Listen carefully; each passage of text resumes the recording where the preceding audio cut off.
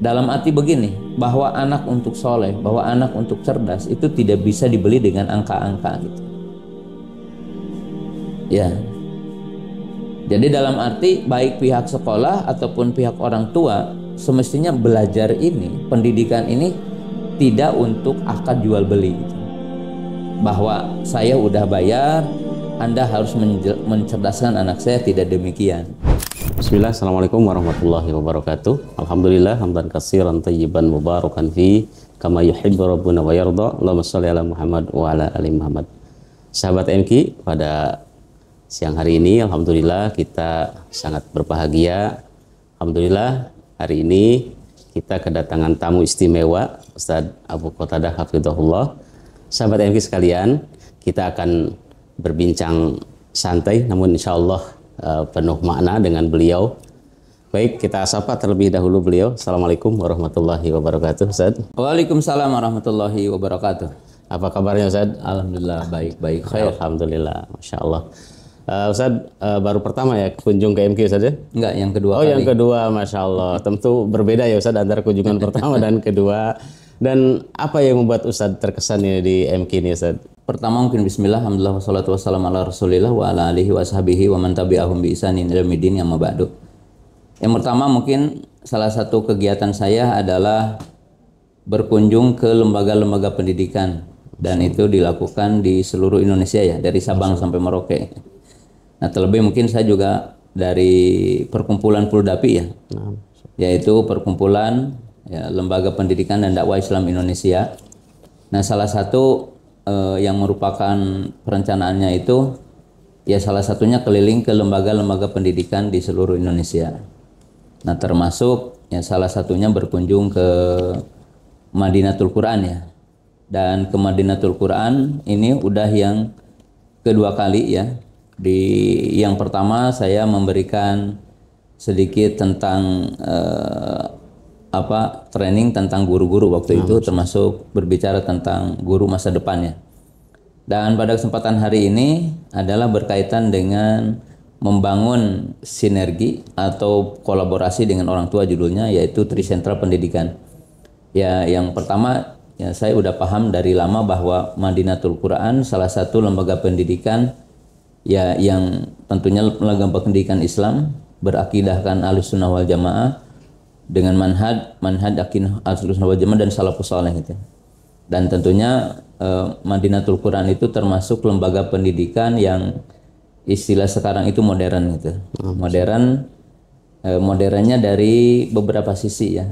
Yang pertama dari sisi kurikulum ya, ini menginduknya Kediknas ya, artinya Kediknas berarti berkolaborasi dengan pemerintah. Nah, itu termasuk juga kredit poin, berarti lembaga pendidikan yang diakui dan diakreditasi oleh pemerintah, berarti telah diakui ya, itu kan kredit poin satu. Yang kedua tentunya ya boarding school ya untuk SMP SMA-nya, dan ini memang salah satu lembaga pendidikan yang dibutuhkan hari ini untuk membangun dari sisi intelektual anak, kemudian moral dan skill anak yang memang bagus itu.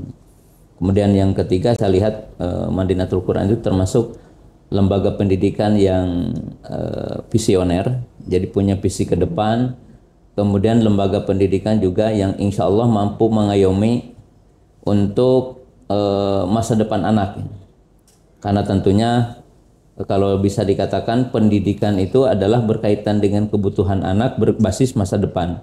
Nah, salah satunya mungkin MQ itu pembelajarannya mengintegrasikan antara pelajaran-pelajaran landasan-landasan agama dengan pengetahuan ilmu dunia. Jadi itu insya Allah satu lembaga pendidikan yang sebenarnya di sini bisa mengantarkan anak-anak ke berbagai perguruan tinggi. Jadi bisa ke perguruan tinggi Islam yang mereka memiliki muyul atau istilahnya mereka lebih memilih untuk lebih mendalami secara dalam tentang pengetahuan tentang agama, tetapi juga lembaga MQ ini juga bisa mengantarkan siswanya untuk bisa ke perguruan tinggi umum.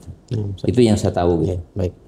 Salah satu visi PPMQ itu salah satunya Qurani berkarakter dan visioner Ustaz. Terkait dengan Qur'ani menurut Ustaz, nasihat untuk kami bagaimana mengintegrasikan ya, nilai-nilai Al-Qur'an ke dalam kurikulum sains terutama Ustaz, supaya sinergi antara kurikulum Al-Qur'an dengan kurikulum sains ini Ustaz.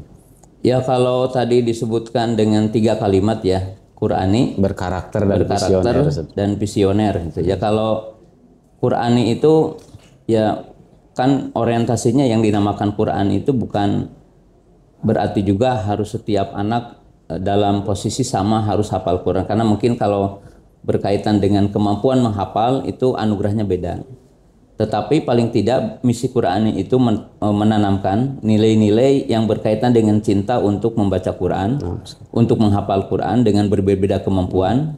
Kemudian kecintaan untuk mengimplementasikan Quran itu sebagai pedoman hidup. Itu yang paling penting. Ya, bahkan ya orang yang hafal Quran kalau tidak ada poin yang ketiganya, implementasi dalam hidup kan tidak ada artinya. Jadi lebih kepada bagaimana Quran itu dipahami oleh anak didik itu sebagai manhaj hidup, sebagai pedoman hidup yang bisa diimplementasikan dalam berbagai sisi hidup. Nah, kemudian yang kedua, kalau dikatakan Qur'ani berarti terintegrasi dalam semua sistem pembelajaran. Nah, di sini bisa dikemas dengan 3 sisi. Yang pertama, diistilahkan bahwa poros pendidikan Islam itu adalah tauhid. Dalam arti mengaitkan manusia dengan Allah, mengaitkan semua ilmu itu dengan Allah. Dalam arti semua apa yang kita pelajari ini adalah bernilai manfaat kan itu. Semuanya dalam arti bisa, semua ilmu itu kan datangnya dari Allah Ta'ala. Dalam arti Allah sebagai mu'alim kan, wa alama adamal asma'a gitu. Kemudian yang kedua, mengintegrasikan nilai-nilai pembelajaran itu. Kita kasih contoh ya, guru-guru umum yang mengajarkan matematika, yang mengajarkan fisika, yang mengajarkan biologi, walaupun tentunya bukan dalam definisi cocoklogi, tetapi bisa diintegrasikan. Contoh, mengajarkan matematika dengan apa-apa yang ada dalam Al-Quran. Ya, Al-Quran mengajarkan tentang ya jumlah huruf hijaiyah, mengajarkan tentang jumlah surah Quran, mengajarkan jumlah ayat, kemudian mengajarkan tentang jumlah rakaat sholat, mengajarkan tentang ya kewajiban kita untuk menghitungkan, itu ada dalam Quran. Jadi Al-Quran juga mengajarkan tentang esensial berkaitan dengan hitung-hitungan yang dinamakan dengan istilah sekarang matematika. Nah, sisi lain juga bahwa mengintegrasikan sekarang guru biologi berbicara tentang alam semesta. Ya, berarti kan ada 2 sisi. Sisi yang pertama bahwa Al-Quran berbicara juga tentang sains dalam arti pijakan umumnya, bukan berarti Quran adalah kitab sains, tetapi berbicara tentang apa itu matahari, apa itu bumi, pijakannya ada dalam Quran kan gitu. Berbicara tentang alam semesta. Nah, yang kedua, berbicara tentang alam semesta ini juga berbicara manusia sebagai khalifah di muka bumi.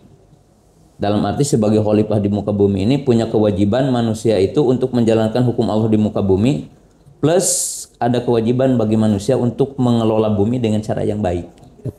Jadi artinya belajar ilmu tentang bumi, belajar tentang fisika, belajar tentang biologi, mengelola alam semesta, mengelola isi bumi, mengelola alam semesta ini kan perlu dengan pengetahuan. Dan di sini tersinergi gitu kan. Itu yang dinamakan pembelajaran Qur'ani dalam semua sisi mata pelajaran. Bahkan orang yang mengajarkan tentang ekonomi kan mengajarkan Quran. Bagaimana Quran berbicara tentang jual beli, bagaimana Quran berbicara tentang batasan-batasan jual beli. Jadi tidak ada satu sistem kegiatan yang tidak dikaitkan dengan Quran dalam kehidupan. Nah, kemudian yang kedua, pendidikan tadi dikatakan berkarakter. Ya, pendidikan itu kan kalau saya tadi di pagi udah menyampaikan, tujuan belajar itu agar menjadi insan yang bijak. Insan yang bijak itu adalah manusia yang berbicara, manusia yang berbuat dengan nilai ilmiah. Dari berbagai sisi, hatta dalam ibadah kita kan. Kenapa kita baca bismillah ketika wudhu? Cari dalilnya apa, argumentasinya apa kan itu. Demikian juga ketika kita berbicara tentang kehidupan dunia, baik berkaitan dengan ekonomi, mungkin teknologi, semuanya kan berdasarkan nilai ilmiah. Nah, kemudian yang kedua adalah menjadi insan yang bajik, yaitu berkesempurnaan moral. Jadi pendidikan ini yang dimaksud berkarakter ini kan nilai moral. Berarti di MQ harus memenuhi kebutuhan itu, yaitu apa? Kan manusia itu butuh 5 kebutuhan ya, yang harus diperhatikan oleh pendidik. Satu, yaitu dimensi intelektual. Dimensi intelektual itu adalah pembelajaran yang berkaitan dengan kemampuan berpikir, tahapan berpikir. Yang kedua adalah dimensi emosional, pengendalian diri, ya seperti pengendalian marah, pengendalian sedih, pengendalian yang gembira itu kan harus dibimbing. Jadi inilah yang dimaksud dengan pendidikan. Yang ketiga adalah pendidikan yang berkaitan dengan spiritual. Nilai takwa, nilai iman, nilai kedekatan kepada Allah Ta'ala, menjaga ibadah, sehingga menjadi orang yang bersyukur kepada Allah Ta'ala. Kemudian berikutnya adalah dimensi sosial. Jadi kalau kita berbicara tentang karakter, mesti mengajarkan tentang dimensi sosial, kemampuan berkomunikasi dengan pihak lain, menghormati, gitu kan. Bagaimana ketika kita beda pendapat, bagaimana ketika kita menawarkan ide, bagaimana ketika kita menyampaikan ide, berkomunikasi dengan pihak orang lain dalam semua sisi kehidupan, mau berdagang, mau apa saja, gitu, termasuk berdakwah. Nah, yang kelima adalah dimensi fisik, gitu kan. Jadi dimensi fisik itu dimensi yang berkaitan bahwa pendidikan itu harus memperhatikan tentang kesehatan fisik. Makanya mesti ada ruang olahraga, ruang istirahat, ruang untuk healing dan sebagainya. Nah, ini kan pembentukan yang berkaitan dengan sisi karakter. Jadi integritas, kejujuran, amanah, keadilan, empati, itu kan, keberanian, itu semuanya adalah karakter. Cuma yang wajib dipahami dalam setiap sekolah bukan hanya MQ, pendidikan karakter adalah bukan pendidikan ceramah. Pendidikan karakter bukan hanya pendidikan menghabiskan buku akhlak. Tetapi pendidikan akhlak itu harus terimplementasi dalam semua sistem pembelajaran. Bahkan harus ada kegiatan-kegiatan yang merujuk ke sana, seperti mungkin ya ada outing class, ada pramuka, dikemas bagaimana menciptakan kegiatan itu dan semuanya itu. Nah, kalau yang ketiga berkaitan dengan visioner. Nah, ini amanah sangat besar. Apa yang dimaksud sekolah yang punya visioner? Sekolah yang tidak berkaitan hanya menamatkan buku gitu. Sekolah yang tidak hanya bikin soal untuk ujian gitu. Kalau sekolah itu hanya untuk menyelesaikan buku, sekolah hanya untuk nanti bikin soal, adanya ujian kemudian anak dikasih nilai, itu bukan visioner. Tetapi yang dimaksud dengan visioner itu sekolah yang memprediksi tentang apa-apa yang akan terjadi di 2045 umpamanya gitu ya, atau di 2030. Berarti kan lembaga pendidikan MQ ini harus punya kemampuan untuk memprediksi. Jadi skill apa yang diperkirakan butuh di 2045 itu. Kemudian pengetahuan apa yang kira-kira relevansi nanti, kegiatannya dan sebagainya. Walaupun tentunya kalau nilai iman, nilai takwa itu abadi gitu ya. Dan itu hanya untuk menghadapi tentang problem-problem solving, itu harus direlevansikan dengan kemajuan-kemajuan, termasuk kan ya seperti sekarang kita ngobrol dengan menggunakan IT. Berarti kan ini bagian dari visioner gitu ya. Jadi itu yang dinamakan dengan visioner itu adalah lembaga pendidikan yang tidak berpikir hanya untuk nanti bagi kertas yang dinamakan rapat ataupun ijazah, tetapi memprediksi apa yang dibutuhkan oleh siswa di 2045 minimalnya seperti itu. Jadi 20 tahun ke depan kita udah memprediksi, mempersiapkan. Nah, itu yang dinamakan dengan visioner gitu. Baik, Ustaz. Dan tadi selain ada kurikulum, fasilitas dan lain sebagainya, yang nggak kalah penting ini, yang tidak kalah penting dalam dunia pendidikan adalah peran guru yang sangat strategis. Bagaimana nasihat Ustaz untuk para guru, terkhusus untuk guru-guru kita di MQ ini, Ustaz? Ya, kalau kita berbicara tentang pendidikan kan, kalau kita lihat konsep umumnya ada 3 investasi untuk pendidikan. Pertama, investasi konsep. Jadi konsep itu mencakup konsep pemikiran, konsep operasional, dan ini harganya mahal gitu. Jadi bagaimana kurikulum itu dikemas dengan baik, direncanakan dengan baik. Yang kedua adalah investasi finansial. Investasi finansial ini berkaitan dengan sarana prasarana yang mendukung untuk tercapainya tujuan pendidikan. Termasuk juga finansial ini adalah ya nominal keuangan yang harus dipersiapkan untuk memajukan lembaga pendidikan. Nah, yang ketiga adalah investasi yang dinamakan SDM. Nah, investasi SDM ini yang namanya guru itu merupakan ruhnya gitu sebenarnya. Jadi guru itu merupakan ruh. Maka dikatakan guru itu rahimnya negara. Guru itu adalah rahimnya umat. Dalam arti rahimnya umat ini, dari guru inilah akan lahir manusia baru. Nah, oleh sebab itu guru itu harus ya memiliki kompetensi.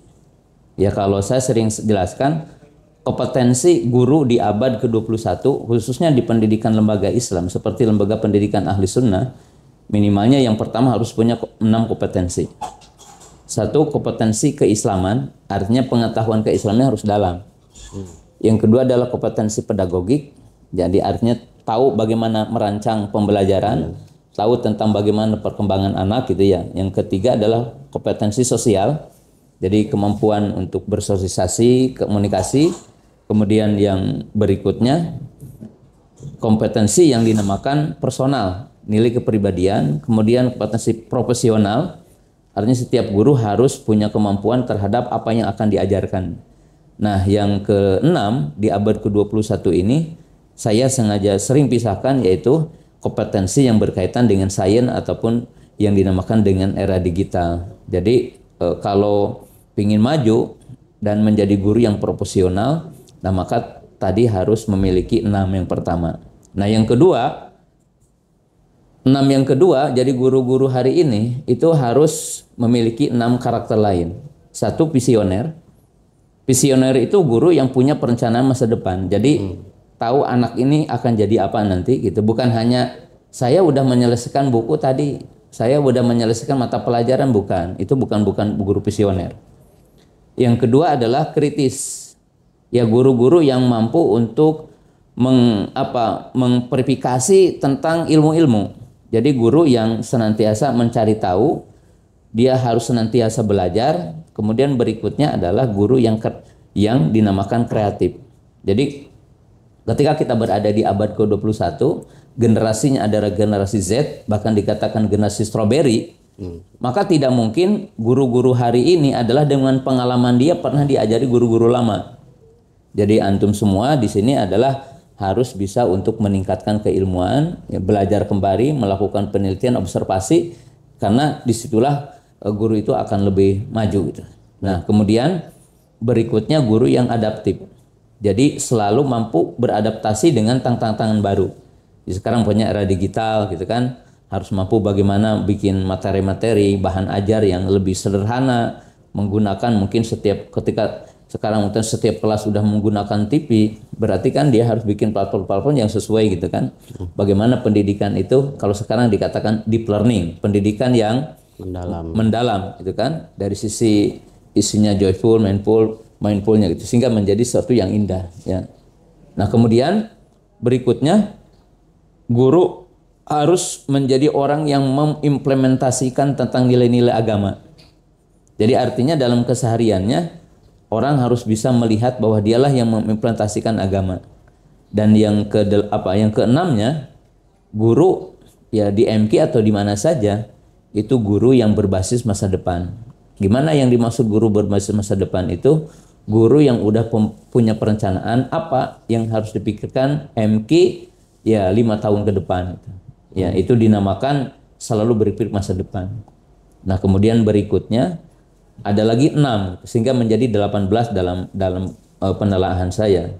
Jadi kalau ingin MK ini menghasilkan anak yang intelektual baik tinggi, kemudian bermoral baik, kemudian punya skill, maka guru MK itu harus memiliki 6. Satu, jadi role model, guru yang menjadi suri tauladan dalam sikap, dalam bertindak gitu. Yang kedua, sebagai pembimbing. Pembimbing ini guru yang mampu memberikan pijakan-pijakan, memberikan nasihat-nasihat umum yang dapat didengar sama siswa.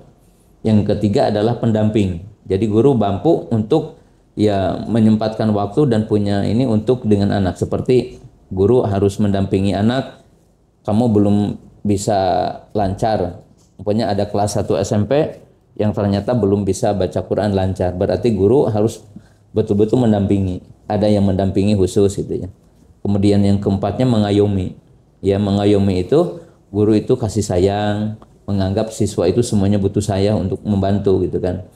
Kemudian yang kelimanya adalah punya waktu untuk duduk bersama siswa. Jadi guru itu semuanya di sini harus punya waktu untuk bercengkrama dengan siswa. Dan yang keenam, harus punya kemampuan untuk berdialog, berdiskusi dengan anak.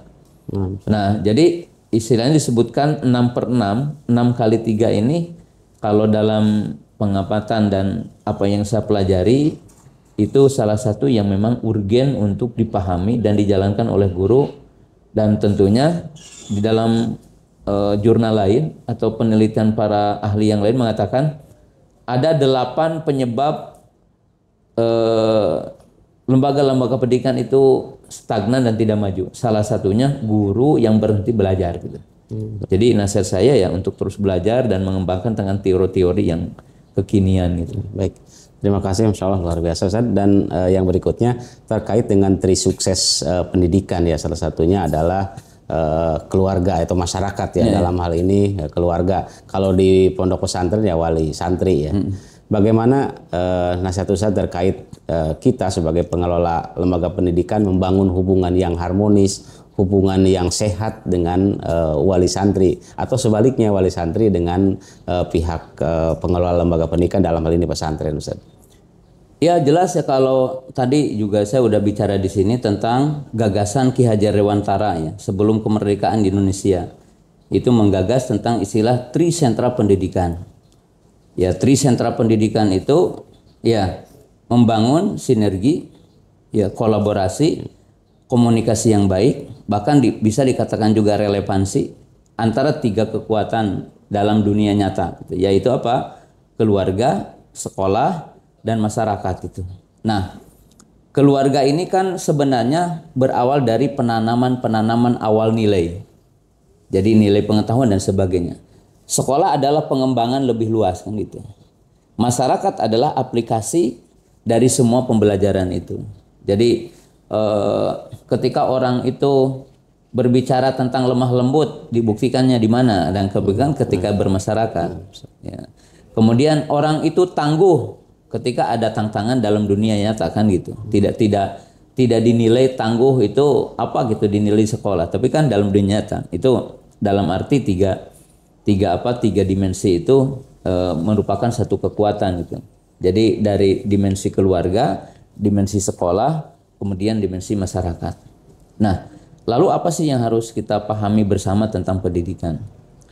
Pertama, yang harus sama antara guru dengan sekolah gitu, atau antara orang tua dengan sekolah. Saya tidak berbicara tentang tidak boleh sekolah itu ada benefit. Saya tidak berbicara bahwa sekolah itu tidak ada profitnya gitu. Tapi sebenarnya sekolah itu bukan seperti jual beli gitu. Itu yang harus dipahami bersama. Dalam arti begini, bahwa anak untuk soleh, bahwa anak untuk cerdas itu tidak bisa dibeli dengan angka-angka gitu. Ya. Jadi dalam arti baik pihak sekolah ataupun pihak orang tua semestinya belajar ini, pendidikan ini tidak untuk akad jual beli gitu. Bahwa saya udah bayar, Anda harus mencerdaskan anak saya, tidak demikian. Ya. Tetapi pendidikan ini adalah bentuk kesadaran kita bersama untuk mencerdaskan masa depan anak kan gitu ya. Jadi dalam arti gini, kalau kita sebagai orang tua harus pahami bahwa saya itu tidak mampu untuk mencerdaskan anak dari berbagai sisi. Seperti punya nilai intelektualnya, nilai moralnya, dan nilai skillnya tidak mungkin hanya di rumah. Maka perlunya adanya sekolah. Sehingga di sini kita pahami bahwa sebenarnya kita bikin sekolah itu bukan untuk berjual beli tentang kemampuan tadi, tetapi bagaimana kita sejak awal itu bersinergi, gitu, membangun kolaborasi antara orang tua dengan pihak sekolah. Nah, yang kedua yang harus dipahami bersama, pendidikan itu proses, bukan the best input, bukan the best output, tetapi pendidikan itu the best proses. Apa sih dalam arti gini? Dalam arti sesungguhnya sekolah itu bukan tempat untuk orang pintar gitu. Sehingga dikatakan harus the best inputnya. Tetapi pendidikan itu adalah proses untuk membantu manusia untuk belajar sebenarnya. Jadi dalam manusia itu ada ada dasar, seperti dasar untuk belajar, nilai imannya udah ada, nilai tauhidnya udah ada, nilai mencintai kebenarannya udah ada. Nah, sekolah itu dan kita juga sebagai bapak adalah berkewajiban menjaga fitrah dan mengembangkan itu gitu. Nah, itu pendidikan. Makanya pendidikan itu proses. Nah, kalau pendidikan itu proses, sesuatu yang harus dipahami oleh kita bersama, tidak mungkin akhirnya harus sama gitu. Ya, jadi tidak mungkin semuanya harus sama, tetapi diproses dengan proses yang sama gitu. Jadi kalau sekarang Hatta antum bikin SKL tahfidz di MQ adalah 10 juz untuk di mana di SMP gitu ya. SMP. Apakah 200 anak, kalau sekarang 100 ahwal 100 ikhwan, berarti jadi 200 katakanlah gitu. Peserta didik kelas 1 itu. Sampai kelas 3 berjalan 3 tahun. Apakah mungkin sama yang tadi 200 itu 10 juz? Ya, tidak. Saya kira tidak. Tapi yang tidak tercapai apakah dikatakan gagal? Tidak gitu. Kenapa? Bukan gagal dari sisi bahwa dia adalah dikatakan gagal dalam arti ini gagal karena tidak tercapai, enggak. Kita akan mengatakan pencapaian dia hanya 5 juz gitu. Bukan gagal 10 juz. Pencapaian dia hanya 5 juz. Kenapa? Karena kemampuannya berbeda. Nah, kemampuannya berbeda itu. Jadi itu yang sangat pokok untuk dipahami. Dalam arti pendidikan itu tidak bisa hanya di sekolah, pendidikan itu tidak hanya bisa di rumah. Kenapa? Karena tidak mungkin pendidikan itu hanya dilakukan di sekolah. Seperti tidak mungkin juga pendidikan itu hanya dilakukan di rumah dalam dunia nyata. Maka perlunya untuk bersinergi, perlunya untuk sama membuat visi misi yang sama, pemahaman yang sama tentang pendidikan itu. Dalam istilah yang saya sering sampaikan di banyak tempat, ya karena mungkin istilah ini ya saya gunakan gitu ya. Seperti saya bilang, seyogianya orang tua jangan bilang Ustadz titip anak saya. Tapi berubah kata-katanya, Ustadz bantu saya didik anak saya. Kenapa? Di situ ada dua sisi gitu. Antara dua kata-kata tadi, ketika kita mengatakan Ustadz bantu didik anak saya, berarti orang tua punya nilai kesadaran bahwa mendidik anak itu sebenarnya bukan kewajiban Ustadz atau sekolah, tapi hukum asal adalah kewajiban kita. Sehingga ketika kita butuh anak itu menjadi lebih cerdas dan meningkat kemampuannya, kita mencari pembantu. Siapa? Ya sekolah gitu, membantu kita. Ya. Yang kedua ya terkadang kan lebih ekstrim gitu ketika orang tua bilang titip anak saya. Tidak sedikit gitu ya orang tua yang tidak mau bayar, tidak mau apa-apa ke pihak sekolah. Alasannya apa? Udah titip anak saya. Jadi itu sesuatu yang harus dipahami bersama. Baik, set yang terakhir, kadang-kadang dalam hubungan antara pihak pondok ya pengelola lembaga pendidikan dengan orang tua itu kadang-kadang nggak selalu mulus ya Ustadz dalam perjalannya. Kadang-kadang ya ada suatu hal yang menjadikan miskomunikasi di antara keduanya. Bagaimana nasihat Ustadz untuk para wali santri dan juga para pengelola lembaga pendidikan jika seandainya terjadi miskomunikasi ya dalam memahami suatu permasalahan gitu Ustadz? Ya kalau saya di sini ada 3 sisi ya yang mungkin harus dipahami bersama. Satu, jadi memang pemahaman Ki Hajar Dewantara, Trisentra Pendidikan harus dijalankan. Ya, hubungan yang dibuat antara sekolah dengan pihak keluarga ataupun pihak orang tua. Nah, bagaimana caranya? Caranya gini. Yang pertama kan pihak sekolah itu ya seperti umpamanya penerimaan santri baru, bahwa pihak sekolah harus bisa menyampaikan visi misi perencanaan sekolah itu dengan umum, dan wajib untuk orang tua hadir di situ sehingga paham ya. Yang kedua, orang tua pun harus dibikin tahu oleh pihak sekolah bahwa di sekolah kami ini belajar buku ini, tahapannya begini disampaikan. Siapa yang bertugas? Ketua kepala sekolah, bukan lagi mudir. Kalau yang tadi biasanya mudir ataupun direktur ya. Nah, yang ketiga, mesti ada ruang komunikasi untuk menyamakan pola asuh itu. Jadi pola asuh itu seperti apa yang menjadi pola asuh guru dengan anak, mestinya jadi pola asuh bapak dengan anak gitu. Ya dari sisi melihat anak itu unik, melihat anak itu berbeda kemampuannya, anak itu punya emosi dan sebagainya yang harus kita edukasi bersama. Jadi di situ adalah menyamakan pola asuh, ya. Kemudian yang terakhir menyamakan pola persepsi tentang sekolah. Gitu. Jadi persepsi tentang sekolah ini dari berbagai sisi, bahwa sekolah bukan untuk menghafal dan bukan untuk hanya nilai, tetapi adalah untuk tentang karakter dan moral dan skill itu kan harus dikoneksikan. Nah, kemudian berikutnya membangun apa yang dinamakan ya tadi nilai kebersamaan, ya, nilai komunikasi, nilai integritas bersama gitu. Jadi bagaimana caranya? Caranya membangun kepercayaan bersama dulu. Dalam arti ya pihak orang tua memberikan kepercayaan kepada pihak sekolah untuk mendidik anaknya. Nah, kemudian orang tua juga harus, pihak sekolah itu harus memberikan ruang untuk orang tua tahu tentang anaknya gitu. Ya seperti membangun komunikasi yang baik, komunikasi dialog yang baik, dialog. Kemudian berikutnya adalah adanya kesamaan menilai anak gitu. Itu yang sangat penting. Jadi maksudnya gini, orang tua udah tahu nggak kemampuan anaknya gitu. Orang tua udah tahu nggak bakat anaknya. Sebab mungkin begini, ada orang tua yang tidak tahu kalau kemampuan anaknya itu cuma 2 ayat per hari. Dia melihat temannya kok 1 halaman, 1 muka. Dia bilang, Ustadz, kok masalah anak saya cuma segini hafalannya, pas saya tanya temannya sekian. Padahal orang tuanya itu tidak tahu kalau kemampuan anaknya semua segitu. Sehingga terjadilah di situ mungkin konflik salah satunya. Kemudian terkadang orang tua ya tiba-tiba menyalahin anaknya, kamu di sini ngapain saja. Padahal bahan bakunya anak itu berbeda dengan temannya. Nah, maka di sini dibangunlah komunikasi. Makanya kalau yang benar ya sekolah ada yang dinamakan analisis diagnosis.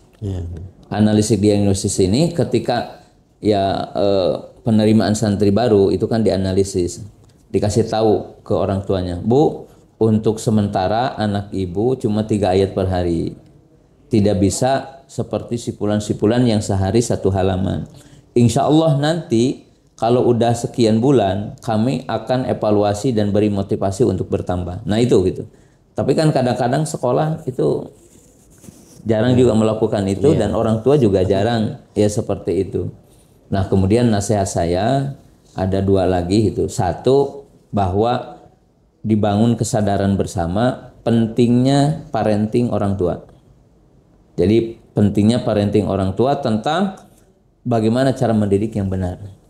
Nah kemudian yang terakhir, ciptakan budaya klarifikasi, ciptakan budaya tabayun. Kemudian tafahum artinya tabayun, klarifikasi untuk setiap masalah, sehingga kita tidak bertindak sesuatu yang kita tidak tahu yang sebenarnya.